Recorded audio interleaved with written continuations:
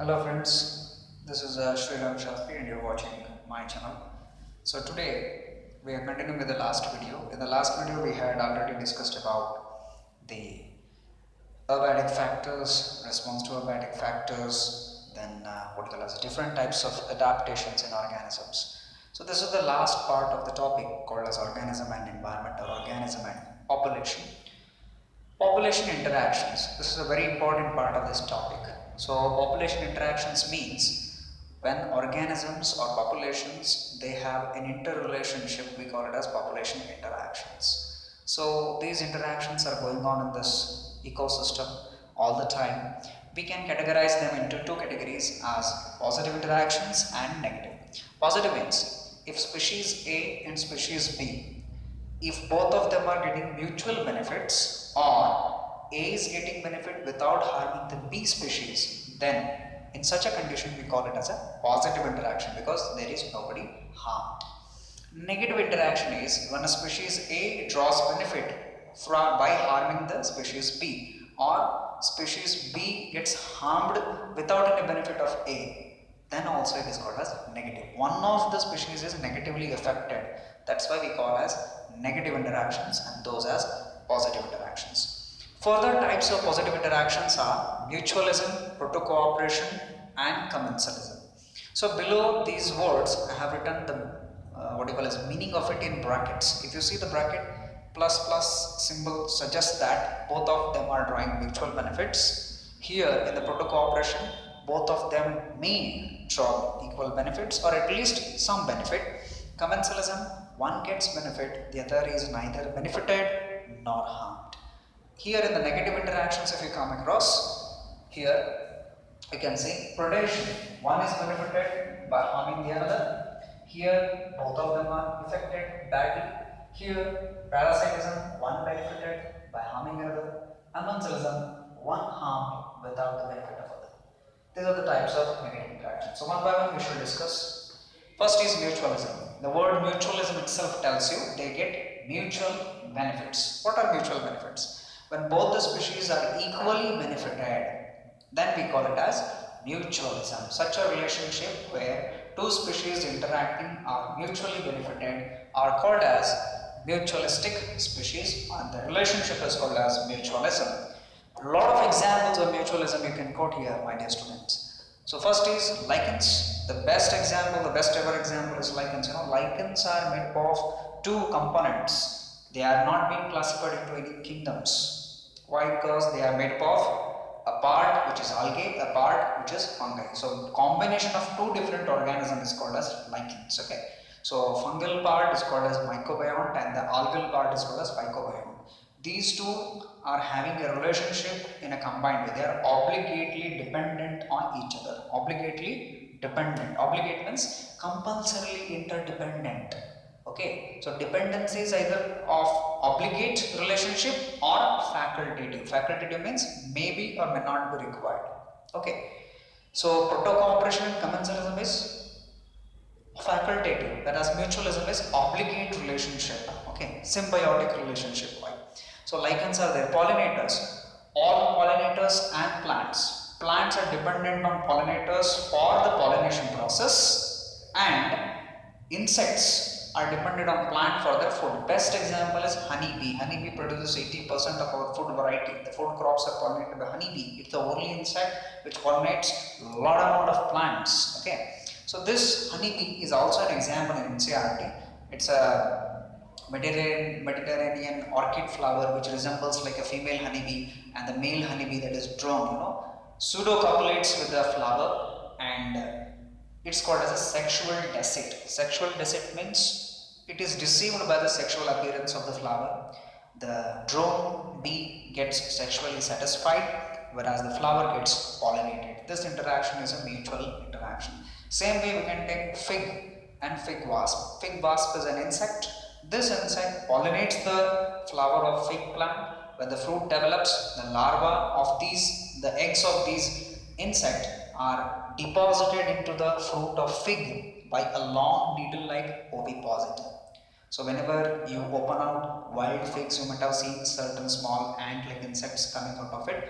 That's an example of fig wasp. They do not harm the plant, they just eat some part of the fruit which is edible for them. Right? They do not harm the plant, nor the plant harms them. This is how the relationship is. Mutual relationship you can take in nitrogen fixing organisms, like you can take Rhizobium leguminosum, leguminous plants, and the root nodules of them contain a bacteria called as Rhizobium. Rhizobium lives in the root nodule. Rhizobium takes a place of the plant for living and it provides the plant nitrogen, right? Nitrogen fixation. That's a mutual relationship. So a lot of examples are there for mutualism. Lichens are there, pollinators are there. Pollinators, you can take a lot of examples of pollinators in that. Specific pollinators, obligate pollinators are there. Then coming to proto cooperation.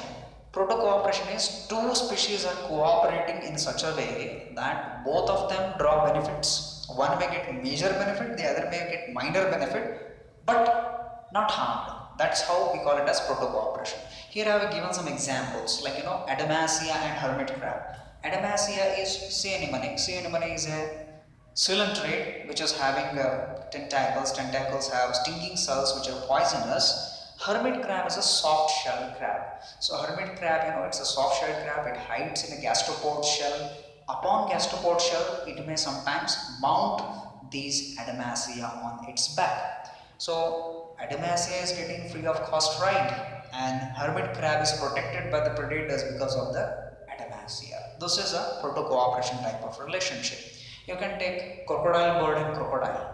Crocodile bird is a common bird which is found nearby the crocodiles colony. So crocodiles, whenever they have food, they come on the bank of the river and they open their mouth and they take a quiet rest. Meanwhile, this small bird comes and picks out the flesh present in the teeth, stuck up here and there in the teeth of crocodiles. Crocodile doesn't eat this bird. So here crocodile is indirectly being cleaned up and the bird gets the food. So major benefit is of the bird only. Secondary benefit is of the crocodile. Crocodiles do not brush, so they don't require this, but still they are getting benefited. So it is a proto cooperation type of relationship. Another one we can take oxpecker. Oxpecker is also a bird.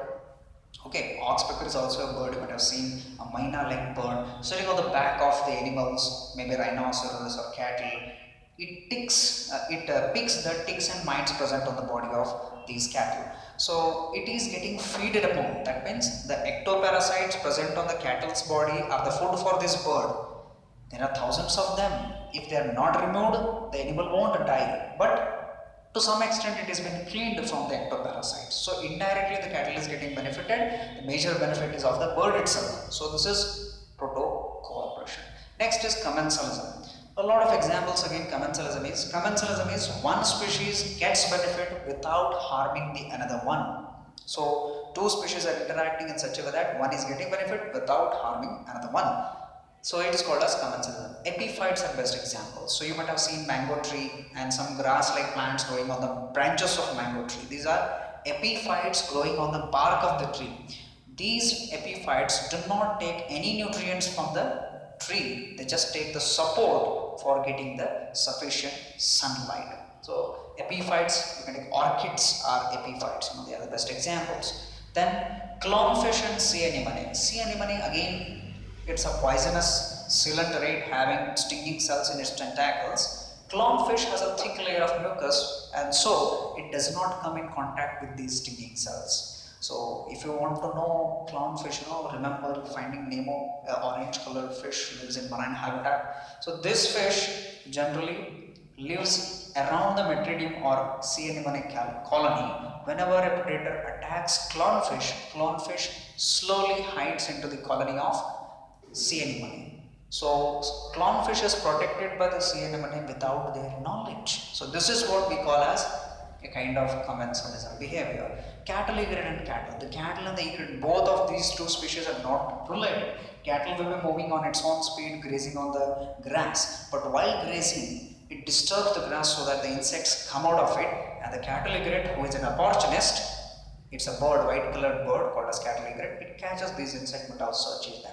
Okay, so food, both of them are feeding independently. They are not related. But cattle egret is quite lazy bird. Instead of catching its own prey, it's allowing the animal cattle to move in the grass so that the crickets or grasshoppers come out and this can easily catch it. So it is a it's a commensalism, sorry. Then coming to negative interactions. Negative interactions here, predation here, prey-predator relationship. Plant predators are there, animal predators are there. They have a co-evolution type of behavior. Co-evolution in the sense here you can see example is plant and videos, acacia, you can take cactus, you can the modifications in the plant's body, they are basically on protecting. Calotropis is the best example. Calotropis produces certain toxins so that any animal should not eat this plant. Okay, I understand. So this is a kind of a behavior in the animals and plants as well. There are many poisonous plants which are not edible by most of the species of animals or birds, but few of them are edible by some species of bird or animal, because they also require an agent for dispersal of seed. They also require an agent for pollination, right? So calotropis for pollination, they require the large size bee-like organism, beetles. So pollination by beetle, they have pollinia. If you remember the chapter called sexual reproduction in flowering plants, pollinia is the structure present in calotropis, that is pollination by beetle. So they have special modifications to pollinate. They are not edible by any plants. You might have seen any plant. These plants are not edible by any animal. They are poisonous. They are toxic, right? Like that, we have any bellflower, a kind of an Apocynaceae family, a show plant called bellflower. They have fruits which are not edible by any animal. But there are few birds like bulbul is one of the bird, and Indian grey hornbill is another bird. These two birds feed upon that poisonous fruit. They can digest most of the poisonous fruits. So they act as agent for dispersal. So this kind of a co-evolution of two species in a parallel way so that they can adjust with each other's modification is called as prey-predator relationship. But here one is harmed and one is benefited. Okay. So if you talk about animals, you can shortcut idea when you get cheetah and gazelles, they are parallelly evolving. So Thompson's gazelle is the fastest running herbivore, cheetah is the fastest running herbivore. Both of them have a great speed, but at one point, one of them commits a mistake, and then there will be failure of either of them. That means if the Thompson gazelle fails, the cheetah gets the food. If cheetah fails, it will not get the food. So here, one animal is killed by another animal for the food. So it is a kind of a negative interaction. Then coming to competition. Competition, intraspecific and interspecific competition are there. That means competition within the species is called as intraspecific competition. Interspecific competition, interspecific, that means within the species. So within the species you can see territorial fights. Territorial fights of two male lions, two male tigers for their territory. So territory is maintained for three purposes: habitat, food, and reproduction. So any one of these is not compromised by the males of their territory. So usually guarding territory and fighting for the territory is a behavior. Fighting for reproduction in herbivorous animals like bullfights you might have seen, bulls and cockfights. They usually fight not for our entertainment. Usually they fight for right for reproduction. It's a kind of a struggle within the species. Between species, there is a particular principle called as cause principle for competitive exclusion. So here two marine species of animals are there, Cathalmus and Balanus. Balanus usually lives in shallow water regions and it is not capable of living in drier regions of the rocky beaches. But generally Cathalmus can live both in somewhat dry conditions as well as in intertidal zone very happily. When two particular species have a common ecological niche, then cause competitive exclusion principle comes there, right? So when both of them are overlapping on a food habitat in a region, then the fittest will survive and the other one will be excluded from that area. That's what is the meaning of cause competitive exclusion principle. So Cathalmus wins over the Balanus and Balanus disappears from the area wherever Cathalmus overtakes it. Okay. Then comes parasitism. Parasitism we can subdivide it into ectoparasites, endoparasites, brood parasites. Ectoparasites are those parasites from outside the body. Takes mites, you may take example. Leech, you may take example. In plants, cuscuta is an example of ectoparasite. Then endoparasite. Endoparasites are parasites within inside the body of the host. They live inside the body of the host. You can take a lot of examples here. Many bacteria, many viruses in there, ascaris, round worms, normally called as ascaris, hookworm, filarial worm, okay, plasmodium, they are all endoparasites. Brood parasite. So Indian quail or quail, what you call it. Quail generally do not build their nest, they lay eggs into crow's nest or some other bird's nest. Generally, their egg should be resembling their host. Why is it called as parasitism? Is they just do not lay eggs. The young ones which are born out of the quail's egg in others' nest, they generally damage the young ones of the host. They either pull away the eggs of the host or they kill the young ones of the host. The reason behind this is competition again. Okay, so for food, this bird is in a competition to get more amount of food, more amount of attention. It has to kill or throw away the eggs of the host. Because it harms the host, we call it as brood parasitism.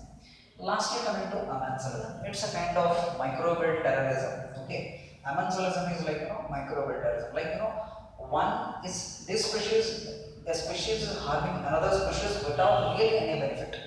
Best example I can quote here is the first antibiotic, penicillin. That is, Penicillium notatum kills bacteria unnecessarily by producing a chemical called as penicillin.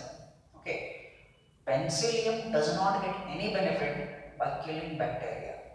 We get, कहते हैं ना दो लोगों के झगड़े में तीसरे का फायदा होता है, like this only, See, when two species are interacting, microbial species are interacting, the chemical produced is called as antibiotic. We use it for our benefit in terms of antibiotic medicines. Clear? So all types of antibiotics are as a result of commensalism and commensalistic behavior. It is also negative behavior. So this completes the topic called as organism and population, and the today's topic called as organism and population. In that we have discussed about population interactions. So please watch the video till end, share with the students who are in need of this, and don't forget to subscribe my channel. Thank you very much.